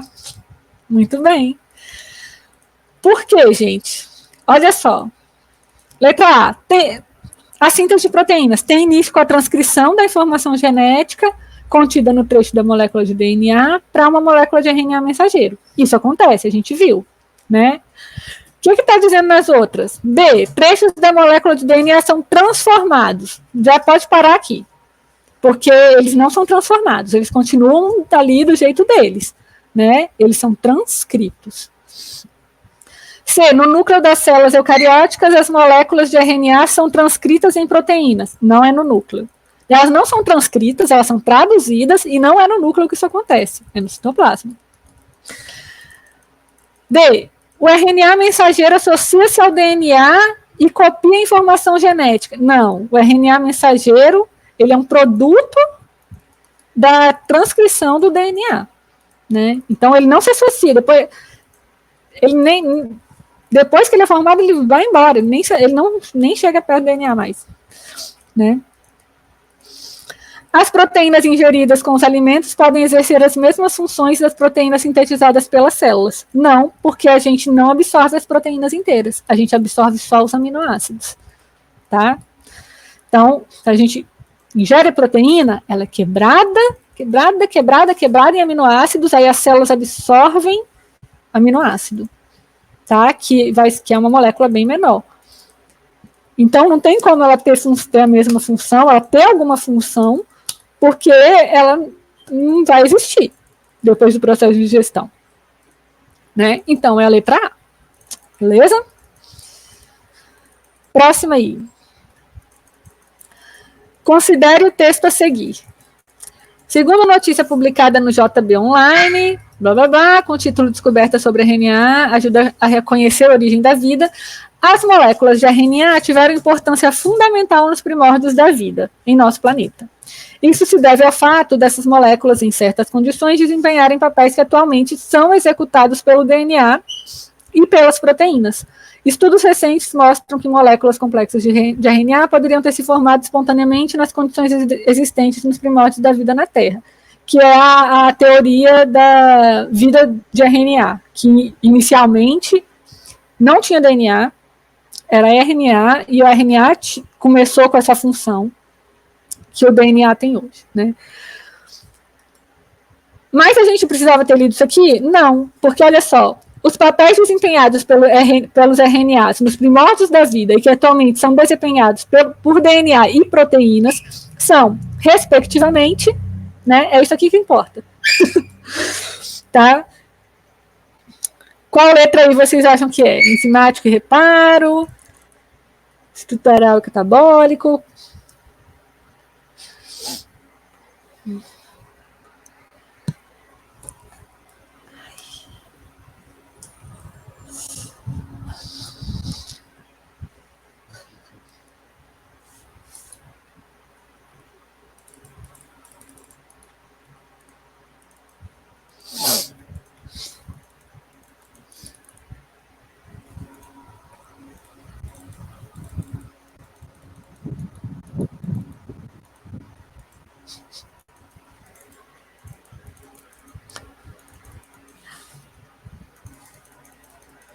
Não, B não. Também não é a A. Qual a principal função? Para que o DNA existe? O que ele contém? Não, também não, Antônio. C, isso aí. Na última. Ai. Herança genética, herança biológica. Ele tem a informação que é passada, né, entre as gerações. Isso é a função do DNA, manter a herança e passar ela para frente, né? E essa informação é o quê? É a geração de proteínas. E aí, catálise, que é o que a gente viu, que quem que faz? Quem tem essa função catalítica na célula, que catalisa as reações químicas, são as enzimas. E as enzimas são o quê? Proteínas. Então, antigamente, o RNA, ele tinha essas duas funções, né? Herança biológica e catálise. Hoje, alguns RNAs têm ainda a função de catálise, né? Tipo ribossomo. Mas a gente teve uma grande separação. O DNA ficou só com a parte de herança biológica e as proteínas com parte de catálise, né? Catalisar as reações na questão lá das enzimas. Tá? Então, por exemplo, DNA estrutural não é enzimático. Tá? Enzima é proteína, então não vai ser o DNA. Tá? Estrutural. Tá? O DNA não tem. Ele é uma estrutura. Né? Ele é uma molécula que tem função estrutural. Que tem função estrutural, não, que tem uma estrutura, e aí você tem, por exemplo, o fósforo, as bases nitrogenadas, que vão estar na estrutura dele, que vão ter no DNA uma função estrutural, né? Catabólico aqui poderia confundir, porque proteína, catabólico, catálise, né? Mas aqui catabólico mesmo, na verdade, por mais que confunda, catabólico tem a ver lá com o metabolismo, que a gente vai ver na frente, né? que são as reações de quebra, tá? Aqui, metabólico também. DNA não faz metabolismo, né? Ele só tá lá e é transcrito, ele só fica lá. É transcrito replicado, transcrito replicado, transcrito replicado. É só isso que ele tá lá para isso, tá? Informacional poderia sugerir, né? Mas aqui estaria no lugar das proteínas, então não. Tá vendo? Energético seria carboidrato, né? E herança biológica aqui, ó, estaria no que proteínas também, que não é a função delas, tá? Então tem que prestar atenção no enunciado, respectivamente, né? Que é para ver que a primeira coisa era o DNA, a segunda coisa era para proteína. Beleza? Então, letra C. Próxima. Ó, essa aqui eu falei, hein? Essa aqui eu dei a resposta na aula. Ó, alguns constituintes básicos das células, presentes em todos os seres vivos, são moléculas orgânicas de grandes dimensões, as macromoléculas, genericamente conhecidas como carboidratos, lipídios e proteínas, que atuam como material estrutural e de reserva nos seres vivos. Aí, caga pro esse enunciado, porque o que importa é o que vem aqui agora. Considerando a constituição química geral de plantas e animais, está correto afirmar que... Qual dessas aí vocês acham que está certa? Essa aqui eu quero ver, porque essa aqui eu falei na aula. D. Muito bem, Samara. Tá? As plantas têm na sua composição muito mais carboidrato e os animais proteínas. Lembra por quê?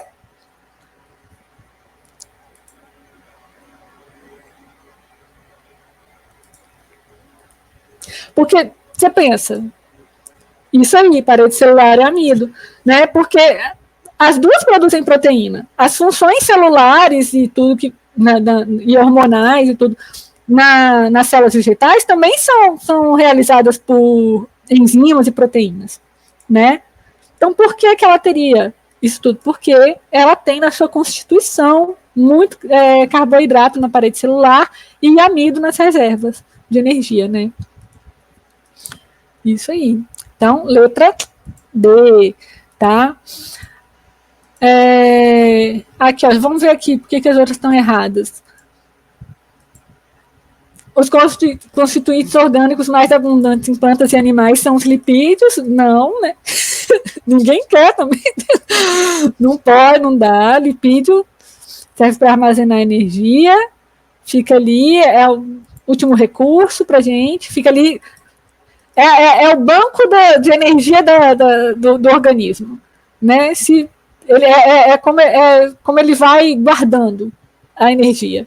Tipo, se eu precisar, é a reserva dele. Já a gente faz umas reservas de dinheiro, a gente tenta, né? Queria que fosse fácil guardar dinheiro que nem o corpo guarda os lipídios. Mas não é. Mas o corpo da gente faz, pega energia e fala assim, vai que depois eu preciso. Já que está em excesso, eu não vou jogar fora, eu vou guardar, e guarda lá nos lipídios, né? B aqui, os carboidratos são os componentes orgânicos mais abundantes em animais, ao passo que nas plantas são os lipídios. Isso também não, né? A gente viu que as plantas têm muito carboidrato, né? Elas fazem fotossíntese para isso, para gerar carboidrato, né? E lipídio é uma coisa que tanto planta quanto animal armazena pouco, né? As plantas também armazenam lipídios, armazenam, né? Azeitona, por exemplo, tem gordura pra caramba, amendoim, mas é muito menos do que carboidrato, por exemplo, tá? Então, letra D aí. Essa daqui é uma questão que eu falei, que está meio mal formulada. Eu espero que esteja dando para ver, porque ela é comprida. Ó, tem essa tabelinha aqui, tá? Com a correspondência de alguns códons e aminoácidos, tá? E aí a gente vem aqui, essa a gente tem que ler tudo, para analisar um trecho de um gene, tá? Mostrou essa sequência aqui. Aí a proteína correspondente a esse trecho apresenta a seguinte sequência de aminoácidos: a metionina, isoleucina, glicina, arginina, serina, triptofano.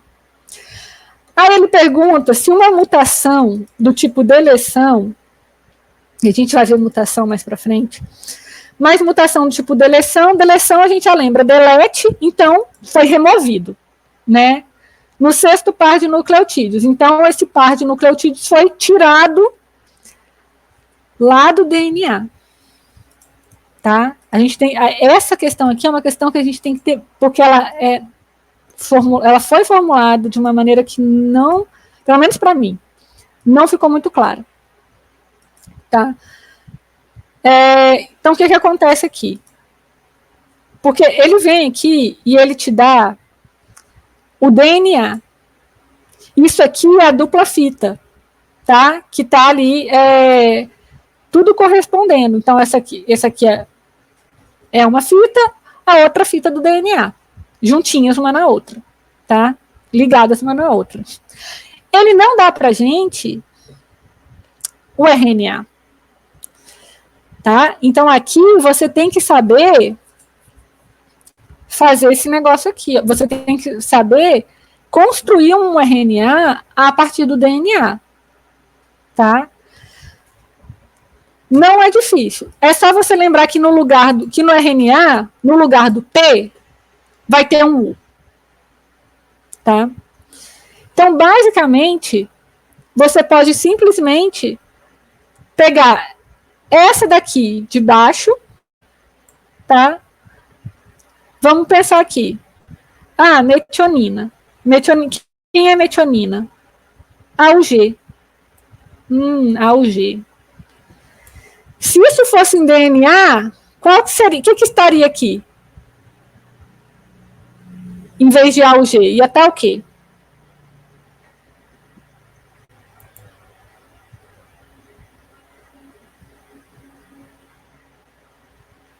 Ia ser seria um ATG.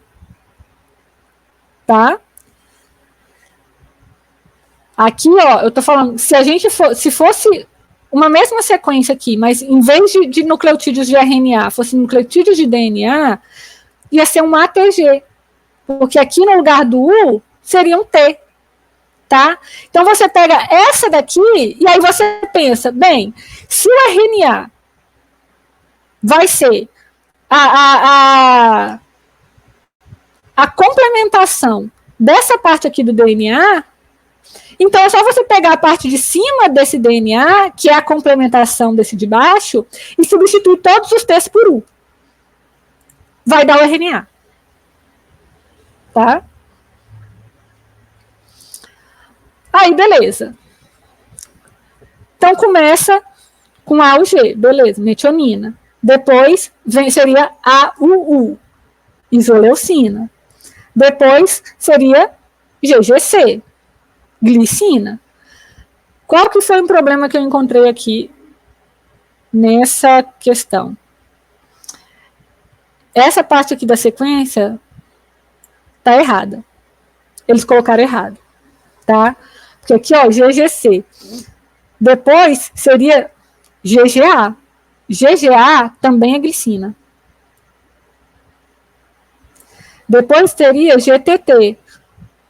GTT não, né? GUU, que a gente substitui os T's por U aqui, que é valina. Tá? E aí, o GG, beleza, triptofano. Isso é um problema. Teria que ser uma questão cancelada. Ao meu ver, teria que ser uma questão cancelada, porque isso aqui gera um fator de confusão para as pessoas. Né? Tá errado isso aqui. Beleza. Mas seguindo, supondo que tivesse certo. Aí ele vem aqui e fala uma mutação do tipo deleção, ou seja, no sexto par de nucleotídeos, ou seja, esse par de nucleotídeos foi removido do DNA. Então você vem aqui e conta. Primeiro par, segundo par, terceiro par. Quarto par, quinto par, sexto par. TA. Não vai ter TA, você remove isso. Tá? O que vai acontecer aqui? Em vez de ser do próximo aqui CTA, vai vir direto aqui para o GGC. Então, você teria que... Seria bom você copiar isso mesmo, refazer aqui nessa parte aqui, ó, por exemplo, na parte aqui de cima, ó, refazer esse DNA aqui, essa sequência aqui, sem esse par, tá? E aí depois ver as trincas, que são os códons, e o que ia dar, tá bom? Então, vamos supor aqui, deixa eu tentar fazer aqui ter ferramentas, revisão, que texto. Ó, então vamos refazer aqui, ó, por exemplo. Meu ar não está funcionando, vou uso isso aqui, tá? Aí a gente refaz, por exemplo, ATG, aí vou separar também. A, T, e aí esse T aqui a gente não vai contar, então pula para o próximo. G, aí depois G, C, G, aí G, A, G, T, T, T, G, G, tá? E aí embaixo a gente complementa, tá? Tá, que aqui vai ser TAC, aí aqui vai ser CGC, CTC,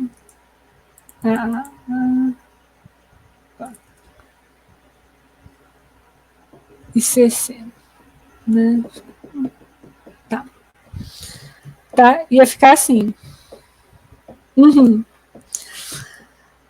Aí, é realmente bom a gente pegar e fazer, então, o que a gente vai fazer aqui, fazer a complementação, o RNA. Então, a gente substitui aqui, ó, os T's todos por U. Opa.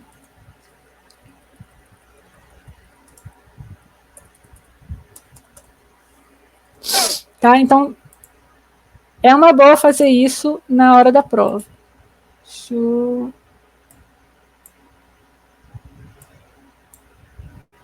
Aí, tá?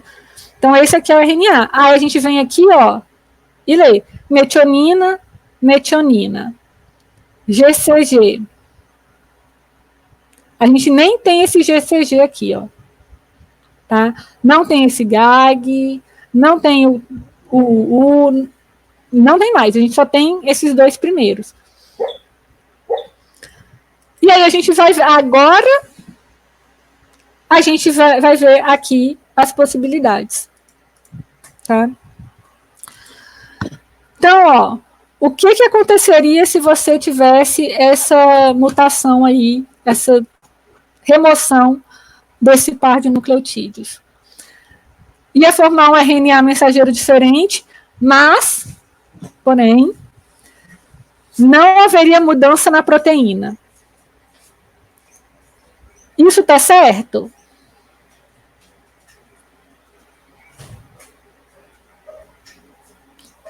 Não, né? Que a gente viu aqui que no segundo aminoácido já, ó, mudou. Não vai ser mesmo. Uma proteína com um único aminoácido alterado. A gente viu que não, porque os outros aminoácidos nem tem aqui na tabela. Um RNA mensageiro que não... Isso também é um erro, tá?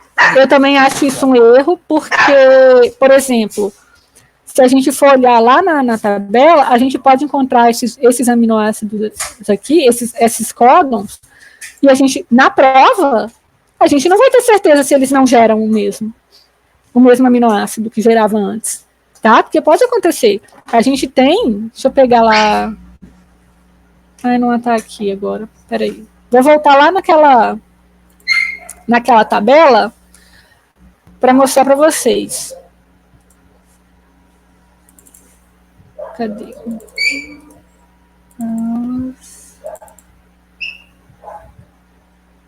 Aqui, ó. Olha só. Deixa eu ver lá por exemplo, GCG, o que ele poderia formar? A gente vem aqui, GCG, alanina, beleza, não tem ali. Mas a gente tem, igual a gente viu aqui a glicina, tá? Tem aminoácido, gente, que tem, tipo, quatro possibilidades, tá? Então a gente não teria como, seria um fator, para mim seria um fator de confusão, porque eu não teria certeza se não ia formar o mesmo aminoácido, tá? Porque não tem na tabela, né? Ele não põe em nenhum momento aqui, considere apenas os aminoácidos na tabela, considere, sabe? Ele não fala. Então, eu ia ficar confusa. Beleza. Deixa eu vir aqui. Aí.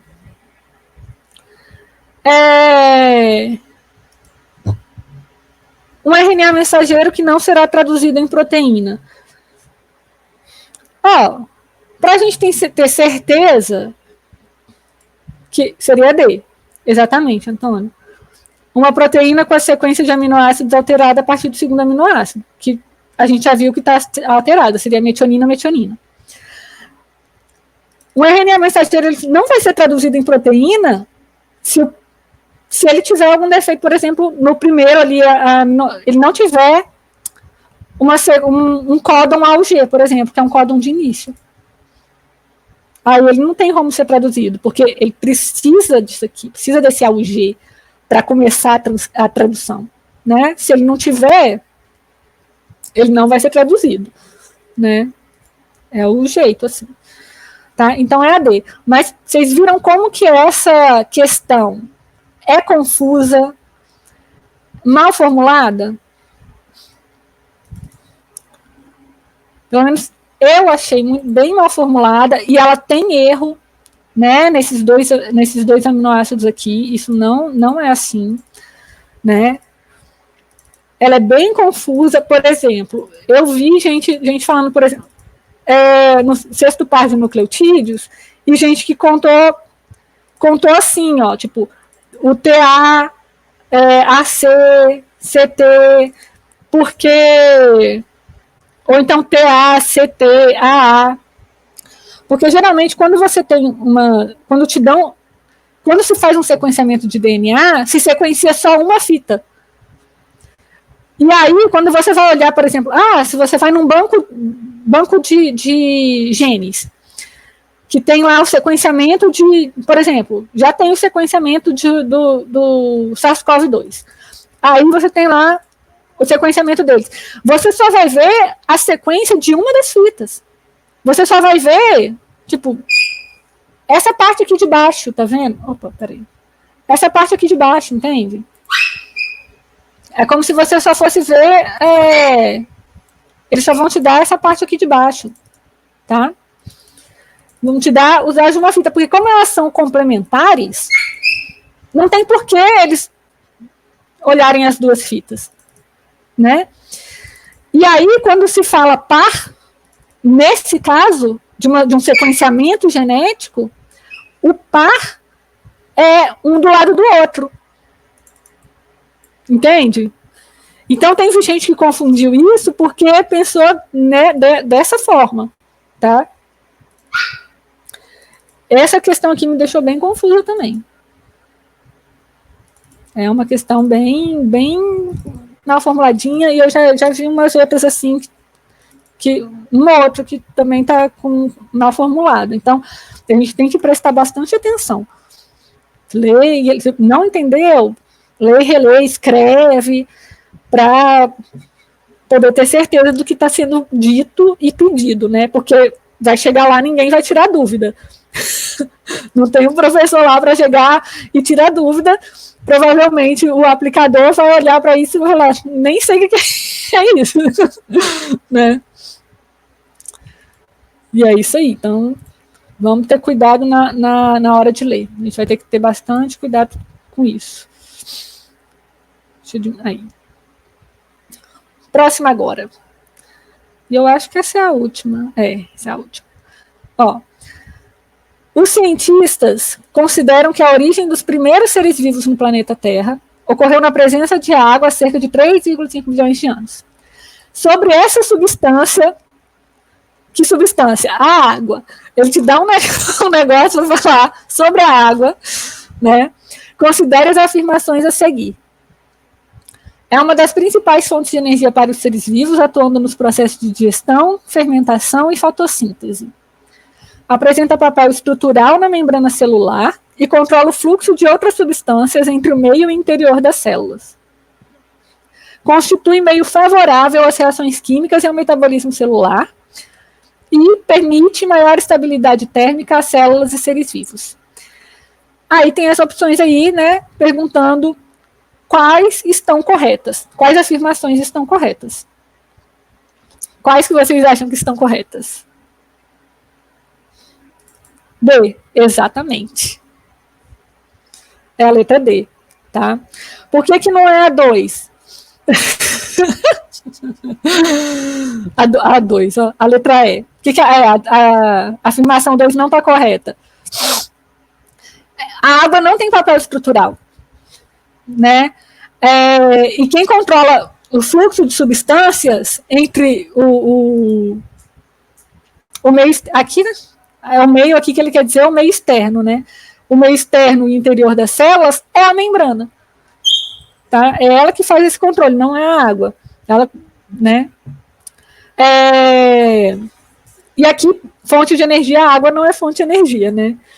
Então, ela atua no processo de digestão? Atua, porque o suco gástrico da gente tem água na composição, né? Fermentação. Ela atua na fermentação? Acho que ela nem atua na fermentação. Não atua diretamente, porque geralmente é liberada uma molécula de água, tá? Na fotossíntese ela atua? Ela atua. A água atua na fotossíntese, mas ela não é fonte de energia, tá? A gente vai ver em metabolismo que o oxigênio que é gerado que as plantas geram pela fotossíntese, ele vem da quebra da água, tá? Então, quebra ali 2 moléculas de água e libera, e aí forma uma molécula de oxigênio. Larga os hidrogênio para lá e forma uma molécula de oxigênio, tá? É bem no início da fotossíntese, bem no início. Mas ela atua na fotossíntese. Mas não é como fonte de energia, tá? Então, é isso aí. 3 e 4, tá? Essencial para isso.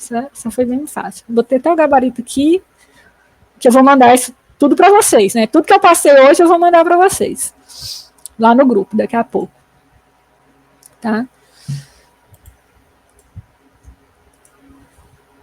Vou salvar que vai ficar com aquele negocinho lá.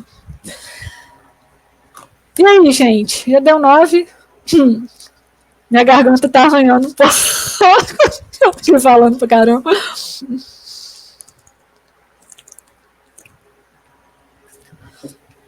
Vocês querem continuar mais um pouco? Ou... Porque aí, semana que vem, eu pretendo matar essa parte de biologia celular. No grupo? Uai, gente, peraí. Meu celular não tá aqui do meu lado agora. Deixa eu abrir aqui o WhatsApp.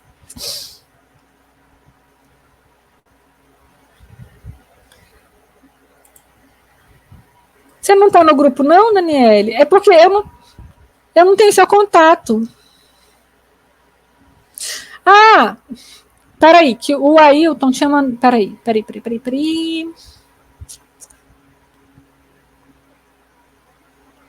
Deixa eu ver o link.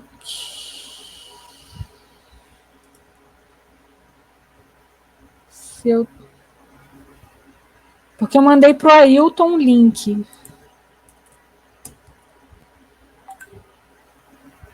Aqui.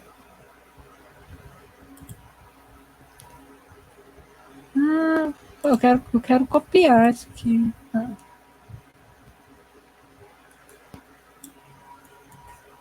Ctrl C.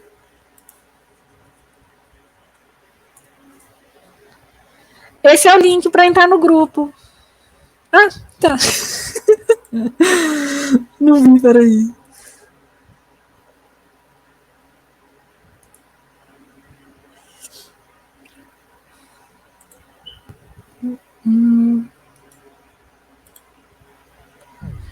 Vou te adicionar. Eu vou te adicionar. No celular é mais fácil. Mas eu te adiciono sim.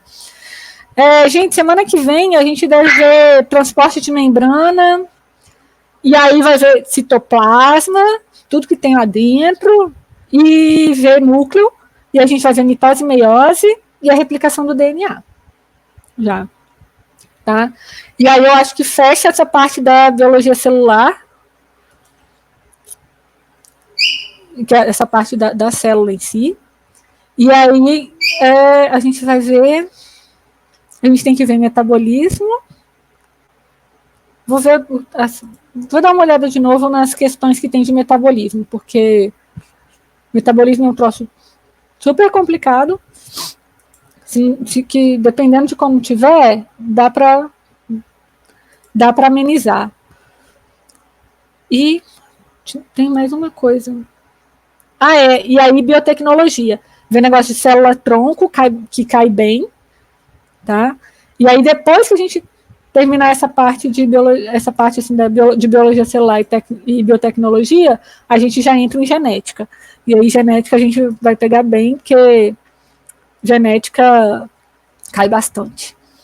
Cai bastante. Eu separei as questões, eu fiz uns PDFs, separei as questões, tipo, só de biologia celular, só de genética, só em temática, tipo, seres vivos e evolução. A de genética deu umas 10 páginas, 10 páginas, tem mais de uma questão por página. Então, deu 10 páginas de questões. A de ecologia também, tem bastante. Também dá umas 10 páginas, e seres vivos, porque seres vivos engloba tipo, um monte de coisa. Aí deu umas 19 páginas. Muita questão. Mas a gente vai ver tudo. Tá? Beleza, então, gente? Posso encerrar?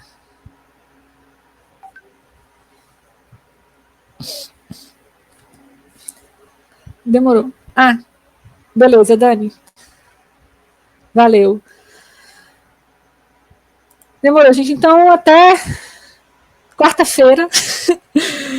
Tá? Boa noite para todo mundo também. E espero que vocês tenham gostado da aula. Tá? E qualquer dúvida, manda lá no grupo. Eu vou mandar agora já os PDFs dos slides, tá?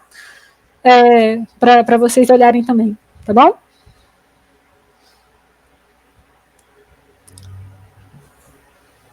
Deixa eu jogar lá. Alô. Boa noite, gente. Tchauzinho. Deixa eu jogar aqui. Vamos arrumar essa mesa. Documentos.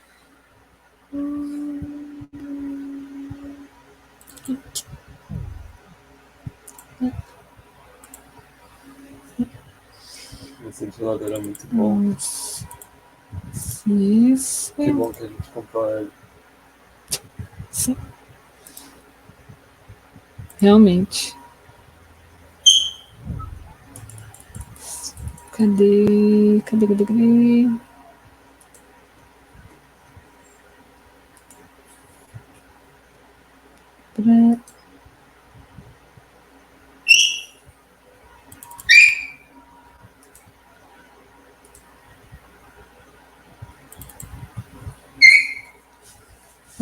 Não.